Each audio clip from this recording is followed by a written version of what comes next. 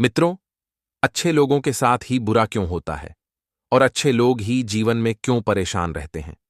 और यह सब देखकर आपके मन में भी कभी न कभी यह सवाल जरूर उठा होगा कि आखिर अच्छे लोगों के साथ बुरा क्यों होता है। शायद ही कोई इस रहस्य के बारे में जानता हो कि अच्छे लोगों के साथ ही बुरा क्यों होता है, जिसका सबसे बड़ा कारण है कि धर्म ग्रंथों को सही से पढ़ते नहीं या फिर उसमें लिखी बातों पर विश्वास नहीं करते। आज की इस वीडियो में हम आपको बताएंगे कि आखिर अच्छे लोगों के साथ हमेशा बुरा ही क्यों होता है, जिसका वर्णन भागवत गीता में भगवान कृष्ण ने विस्तार से किया है। तो चलिए बिना किसी देरी के आज की यह वीडियो शुरू करते हैं। नमस्कार मित्रों, स्वागत है आपका एक बार फिर आपके अपने चैनल पर।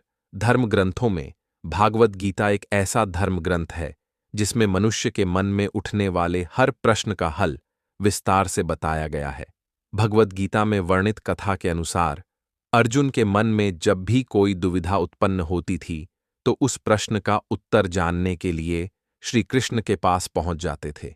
एक दिन की बात है, अर्जुन भगवान श्री कृष्ण के पास आए और उनसे बोले, हे वासुदेव, मुझे दुविधाओं ने घेर रखा है और इसका समाधान आप ही बता सकते हैं।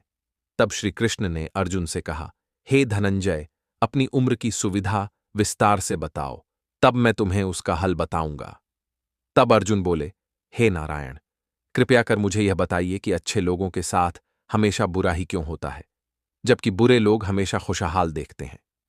अर्जुन के मुख से ऐसी बातें सुनकर श्री कृष्ण मुस्कुराते हुए बोले, हे पार्थ, मनुष्य जैसा देखता है या फिर महसूस करता है, वास्तव में ऐसा कुछ नहीं होता, बल्कि अज्ञानतावश वह सच्चाई को समझ नहीं पाता। श्री कृष्ण की बातें सुनकर अर्जुन हैरान हो गए और बोले, हे नारायण, आप क्या कहना चाहते हैं? मेरी समझ में नहीं आया। तब श्री कृष्ण बोले, है, अब मैं तुम्हें एक कथा सुनाता हूं, जिसे जानने के बाद तुम समझ जाओगे कि हर एक प्राणी को उसके कर्म के हिसाब से ही फल मिलता है।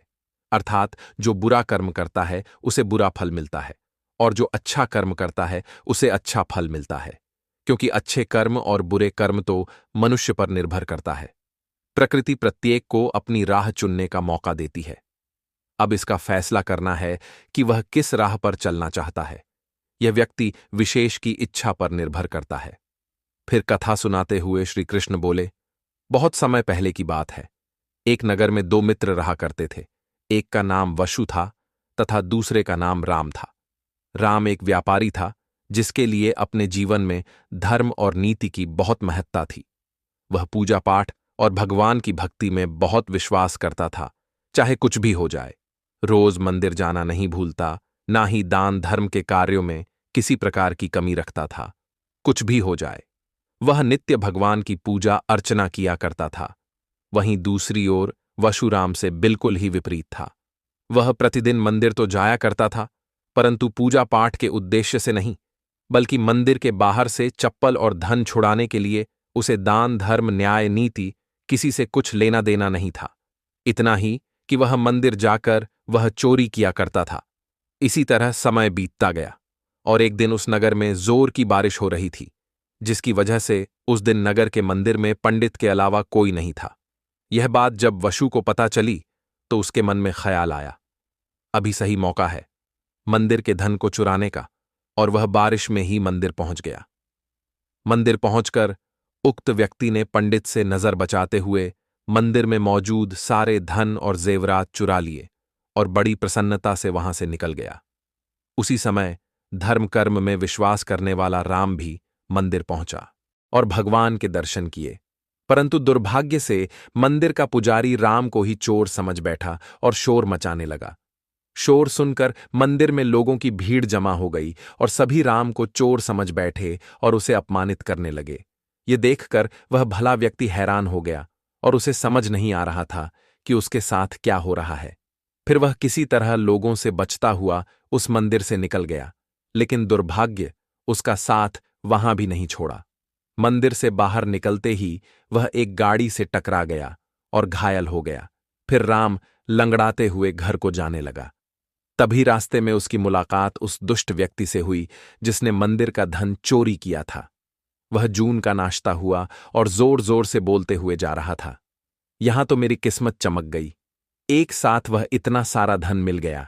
जब राम ने उस धूर्त आदमी वशु की बातें सुनी तो उसे बहुत हैरानी हुई और क्रोधित होकर अपने घर जाते ही भगवान की सारी फोटो निकालकर फेंक दी और भगवान से नाराज होते हुए अपना जीवन व्यतीत करने लगा। कुछ समय पश्चात दोनों ही व्यक्तियों की मृत्यु हो गई और दोनों यमराज की सभा में पहुंचे। व्यापारी राम ने अपने बगल में उस दुष्ट व्यक्ति वशु को खड़ा देख क्रोधित स्वर में यह पूछ लिया कि मैं तो हमेशा अच्छे कर्म करता था, पूजा पाठ ध्यान धर्म में विश्वास करता था, जिसके बदले मुझे जीवन भर सिर्फ अपमान ही मिला और इस अधर्म करने वाले पापी व्यक्ति को नोटों से भरी पोटली। आखिर क्यों? इस पर यमराज ने उस व्यापारी को बताया कि पुत्र, तुम गलत सोच रहे हो। जिस दिन तुम्हें गाड़ी से टक्कर लगी थी, वास्तव में उस दिन तुम्हारे जीवन का आखिरी दिन था, परंतु तुम्हारे किए गए अच्छे कर्मों के कारण ही तुम्हारी मृत्यु एक छोटी सी चोट में परिवर्तित हो गई। और इस दुष्ट व्यक्ति के बारे में जानना चाहते हो तो पुत्र, दरअसल उसके भाग्य में राजयोग था, जो कि इसके दुष्कर्म और अधर्म के कारण एक छोटे से धन की पोटली में परिवर्तित हो गया। श्री कृष्ण अर्जुन को यह कथा सुनाने के बाद कहते हैं, पार्थ, क्या तुम्हें तुम्हारे प्रश्न का उत्तर मिल गया? ऐसा सोचना कि भगवान लोगों के अच्छे कर्मों को नजरअंदाज कर रहे हैं, यह बिल्कुल भी सत्य नहीं है। भगवान हमें क्या किस रूप में दे रहा है यह मनुष्य की समझ में नहीं आता, लेकिन अगर आप अच्छे कर्म करते हैं तो भगवान की कृपा सदैव आप पर बनी रहती है।